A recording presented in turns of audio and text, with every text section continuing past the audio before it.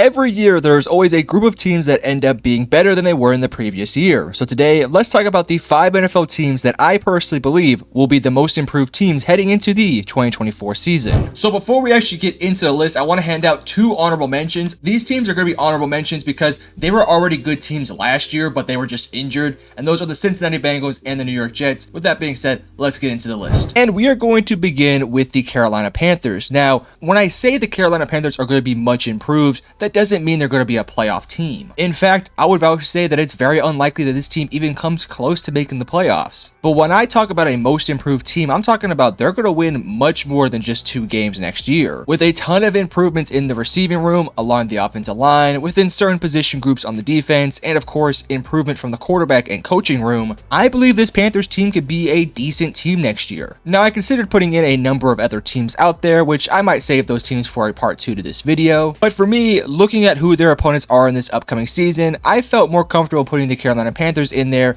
given the fact that their schedule is a tad bit easier and their roster is much improved. Now, for this team to actually take the steps to becoming a better team next year, it obviously is all on the back of Bryce Young. They now have a new head coach in Dave Canales, which I'm a massive fan of, and I do believe that he's going to be able to bring out the best in Bryce Young. However, it's not just going to be handed to him, and it's not just going to be easy for him to win these games. He's got to go out there and prove it, and prove to the world that he was worthy of that first overall pick. Like I said earlier, the Carolina Panthers spent the entire offseason focusing in on giving Bryce Young as many options to work with. Going out there and trading for Deontay Johnson, getting Xavier Legette in the draft, drafting Jonathan Brooks and Jatavion Sanders, bringing in guys like Robert Hunt and Damian Lewis. And with a defense that's already a solid enough defense to get the job done, you expect this Panthers team to go ahead and take the step forward in next year's season. So you might be asking yourself, well, how improved are they going to be from that 2-15 record? Well, if I had to guess, I think it'll be somewhere along the lines of having 5 to 6 to potentially 7 or 8 wins. Next up on my list, and I feel like this is kind of an overdone step in the process, but it's something we do have to talk about,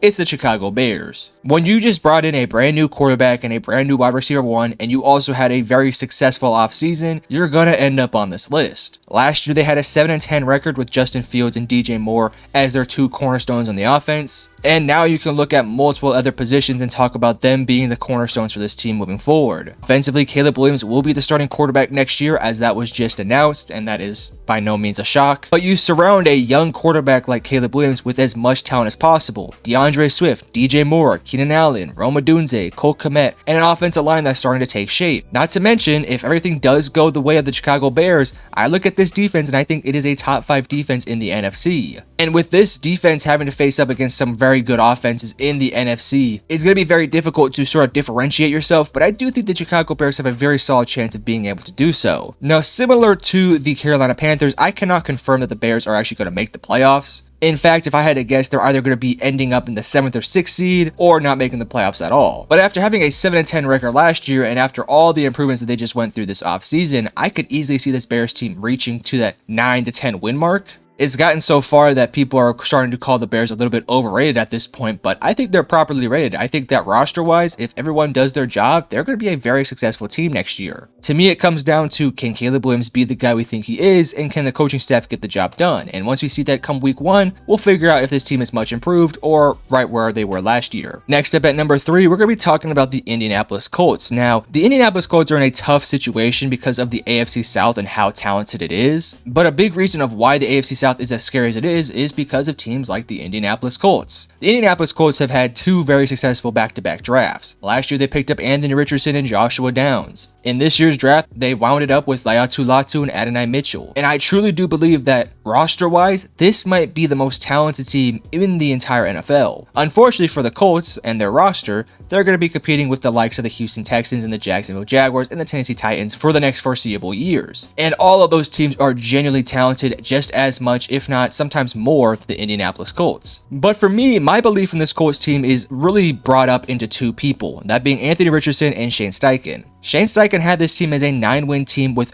having a chance to make the playoffs with Gardner Minshew in at quarterback. And let's be honest, Gardner Minshew is somebody who doesn't really fit what the Shane Steichen system wants him to do. Like, yes, Gardner Minshew is a fantastic backup quarterback, and I do think he's going to do some nice things for the Las Vegas Raiders. But Anthony Richardson and guys like Jalen Hurts are the system that Shane Steichen has built his offense for. And when Anthony Richardson was playing, I thought he was playing at a very high level, and I do think with a full offseason under his belt to get healthy and to get prepared for this upcoming season, you're going to see Anthony Richardson take some massive steps forward, as well as this Indianapolis Colts roster. I know breaking the 9-win mark is not going to be an easy task for this team, especially if they do have a tough schedule, but in my opinion, with all this talent, with a great offensive line, with great receivers, a great running back, and a solid enough defense, I think this team could easily be a 10 to 12 win team. And I do believe that this Indianapolis Colts team has a very legitimate shot to win the AFC South, and I also do believe they have a legit shot to make it very far in the playoffs this year. Maybe this is just me being very high on the Indianapolis Colts, but I really do believe that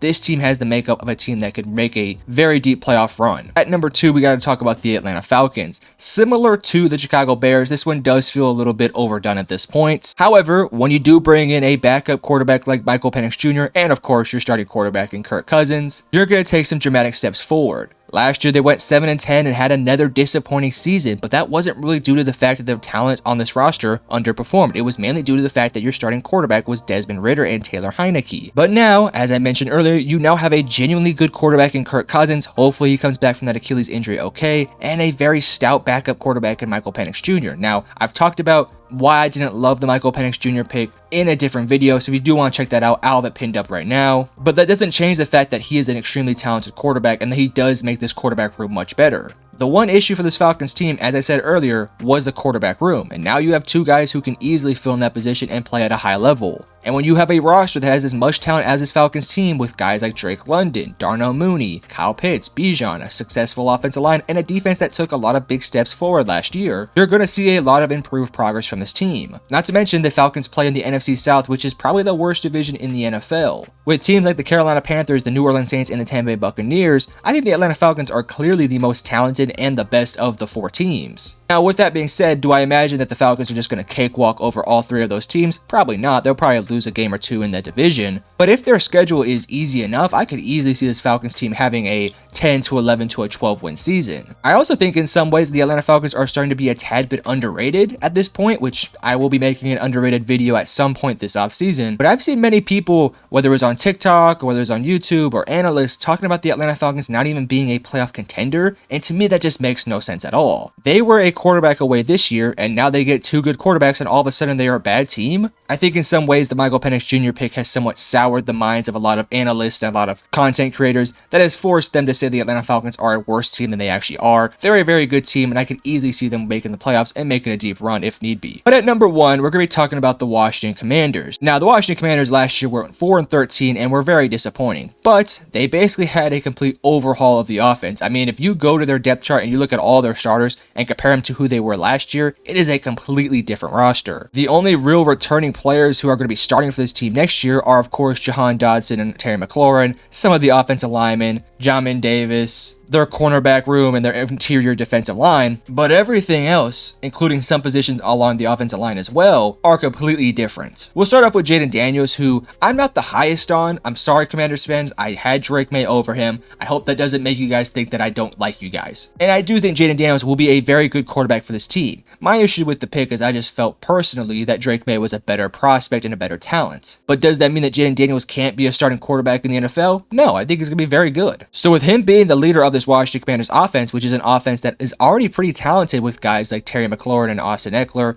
and some very solid tight ends, I think Jayden Daniels is heading into a very solid situation. Not to mention the defense should be much improved from what it was last year with Dan Quinn being the new defensive coordinator. I've been on the record to say that I don't love Dan Quinn as a head coach in the NFL. That's just because I don't think that he's really the type of guy who I think could bring a team a championship. But what I will say is that the Washington Commanders needed a brand new identity, whether it was offensively or defensively, and they get that guy in Dan Quinn who's going to bring in a unique identity that is unique in comparison to a lot of NFL teams. Obviously, he was successful with the Atlanta Falcons way back when, and with the Dallas Cowboys, he had a very solid defense for multiple years. And I think that he does have the personnel on defense to be very successful this year. Again, the bar isn't really set that high. They had 4 wins last year, so it's very easy to see that this team is going to be able to beat that 4-win mark and easily, probably honestly, get 8 to 9 to even 10 wins if everything does go well. Does this team have some issues? Yeah, I think they do. I don't think it's a perfect roster by no means, and it's going to take some time for the continuity to grow on this offense and defense. But I think there's so much talent on this roster and so many competent players in comparison to what was there last year that it would just make so much sense for this team to actually be a better team next year. Do I think they win the NFC East? Probably not. I think that right now is going to go to either Dallas or the Philadelphia Eagles. But to me, I don't think the Washington Commanders are that far away from being legitimate contenders in the NFC East. And if Jayden Daniels can be the guy that everyone thinks he can be, this team is damn scary and going to be much improved from last year. But you guys tell me, what do you guys think of my list? If you guys want to see a part 2 where I talk about some more teams in more detail, let me know in the comment section below. But I love you guys. Peace.